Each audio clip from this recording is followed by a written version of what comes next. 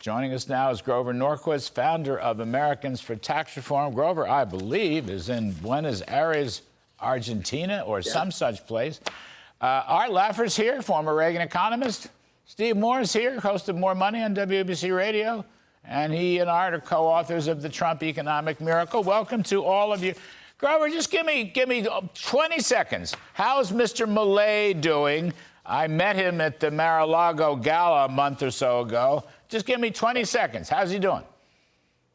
He's doing great. We talked today for about half an hour. He's very excited about everything that's moving forward, the drop in inflation while they're having growth. You're going to link the peso to the dollar? It's going to dollarize Argentina? I think that's coming. We'll see. Okay, that's good. Now, Grover, we wanted you to come on because of your strong article suggesting the Republicans could lose control of the Congress next year and damage the economy. Grover Norquist says Republicans can kiss their House majority goodbye if they delay the Trump tax cuts. As you may know, I'm inclined to agree with you on that point. We didn't hear about that from Mr. Trump today. What's your quick take on that one, Grover? It's very dangerous. We delayed the 2017 tax cut that the president wanted from early in 2017 to December 22nd was when it finally passed.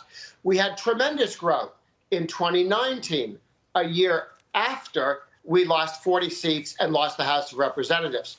Had we moved sooner on the tax cut, the year of growth would have been the year of the election.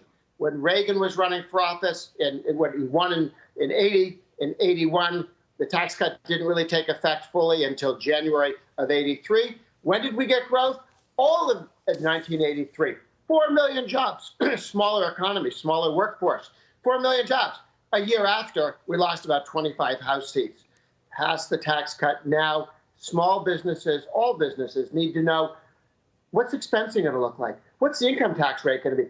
I can't make decisions until I know that, and that has to happen now, not a year from now. Art Laffer, you've always taught us down through the years never to delay tax cuts. In this case, with Trump 2.0, it would be tax cuts and it would be extending the old tax cuts, but there'd be new tax cuts. You've always taught us not to delay, Arthur. How about now? Why should we delay now? You shouldn't delay, and Grover's completely right, Larry. He's just totally right there. If you know tax rates are going to be lower next year than they are this year, what you're going to do is you're going to defer all income you possibly can out of this year into next year and accelerate expenses. And so it'll make this year a really bad year and it'll make next year a really good year. I mean, that's exactly what happened to Reagan in 81 tax bill. It's happened to Jack Kennedy, as you wrote in your book very clearly. And it also happened to Harding and Coolidge. So I think Trump is very clear on this message. Do not delay the tax cuts. You know, there's going to be an automatic delay in there just because you can't pass the bill prior to January 21st. I mean, you couldn't. So it's going to be a delay in there, but minimize that delay. Make it the least possible delay to get the most possible benefit. And then what he's doing with tariffs, Larry, is perfectly wonderful. He's negotiating tariff rate reductions by threatening that these people will not have access to U.S. markets unless they use reciprocity and lower tariffs, lower restrictions on trade, lower quotas, make non-tariff barriers go away, and then we'll have free trade in this world. It's the most unusual strategy for him to get free trade. I love it, love it, love it. Well, I think it's interesting, as Griff Jenkins reported, that Howard Lutnick answered that question at the presser, and I didn't know this, with talking about reciprocity, which I think is very bullish. I mean, I don't know if stocks went down because of that or not, but I think that's a bullish answer.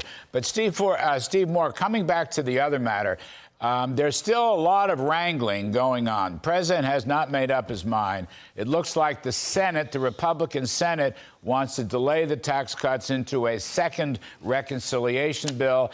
It looks like the House, not so much. There's only two vote majority. So was it 217 to 215 in the House? I don't know how many bites out of the apple you're going to get. Bless you for sneezing. And I think that really they ought to make up their mind. They ought to make up their mind. That's point number one. And point number two, I don't know why they can't do one huge reconciliation bill. Tax cuts, border, you name it all. Defense NDAA, that's going to go in there. Permitting for liquid gold. I just don't understand why they can't do it all at once. Well, especially, Larry, because right now Donald Trump is so popular. He has a political capital that I haven't seen since Ronald Reagan came in. So you do not want to delay. You want to seize the moment, Larry. And one of the things that I think they ought to do is just do everything. Do the oil policy, do the deregulation, do the border wall, and do the tax cut at once. This guy, I mean, I defy the Democrats to try to stop him. And I think the more you delay it, the more you put this tax cut in jeopardy. Yeah, I think that's right. And I think, Grover, to go to your piece. By the way, Grover, there are going to be some add-ons that are very important here. Yes. Most of the bill is an extension of Tax Cuts 1.0, but you've got tax-free cash tips, tax-free overtime, maybe down the line a break on Social Security seniors and their double tax. Steve Forbes has suggested, by the way, constructive things, a capital gains tax or indexing. And by the way, the other thing that's interesting, Steve Forbes suggested to me, this is on radio this weekend, why not widen the brackets for the individuals? Widen the brackets. That's a tantamount to a big tax cut for individuals and small businesses, right, who pay the individual income tax, Grover. All of those things are fairly easy to score. Much of what we're going to be taking out permanent, taking out 10 years, it's already been scored. We've passed it before. Republicans have voted for this before. The country saw it and they like it.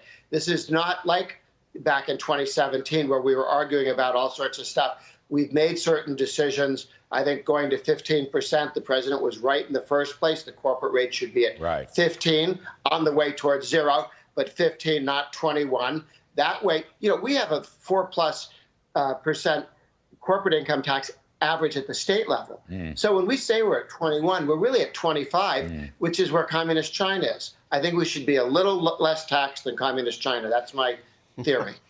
and that's a good theory, Grover. And Arthur, the other side of this is the Laffer curve. I mean, it has worked.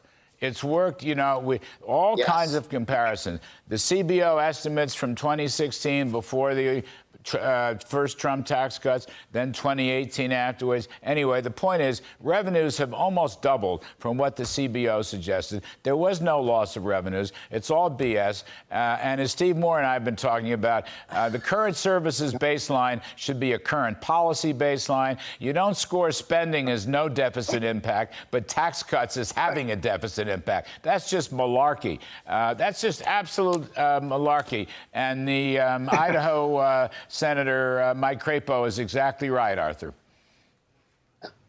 Oh, Larry, you're right on that. By the way, I just love being on with you and Grover and Steve, and I only wish Steve Forbes were on here, too. We'd have the whole gang together. It would be great. But you're totally right. The Tax Cuts and Jobs Act paid for itself in the first 2 years. The increase in total federal revenues from the prior 2 years was way higher than it had been from the prior 2 years to the 2 years prior to that. Now we even get the corporate tax revenues are up. It's amazing. These things really work. People don't waste their time on high taxes. They just wait, and when the break comes, they take off. And also the poverty levels were much lower. The economy did very well. It was a win-win-win-win-win across the board. Bringing it down to 15% and doing all the other ones that you and Steve Moore and Grover suggest is just great. Let's go for it. By the way, the thing I like most about this segment is that Grover Norquist is coming to us from Buenos Aires, Argentina. And which, well, by the way, I was there 2 weeks ago, Larry. I was there with Malay 2 weeks ago. Yeah, spent a lovely 2 hours with him. Yeah, but you wouldn't come on the show. You were down there, and you wouldn't come on the show. Grover is down there, and Grover came on the show. All of which attests to the fact that the Malay Revolution is working because obviously they have electricity in Argentina, which I think is very important. Steve Moore. One quick point. The two most popular politicians in the world today are Ronald Reagan and Javier Milei. It's amazing. No, I think Donald Trump and Milei. Reagan in absentia. But Donald Trump and Milei. I mean, Donald Trump, yeah, it's just amazing what they have done. And it's a great thing to see this revolution spreading throughout the world. And we should stop using static revenue and use dynamic revenue to take account of the Laffer curve effects of these tax cuts. Steve Moore, last 20 seconds. Why should the U.S. Congress give state and local government employees a $200 billion Social Security bonus? What is that all about? 20 seconds. It's an outrage. $200 billion. It's a phony thing. It's a handout to the public employee unions. No way. That's a terrible way to start a new administration. They already make more money than private sector workers. Exactly. I know. Terrible. It's incredible. Anyway, this is great. Art Laffer, thank you, Steve Moore, and Grover Norquist from Buenos Aires. I just love that. Grover, you are a real mensch. Arthur wouldn't do it, but we'll see about that later on. Anyway.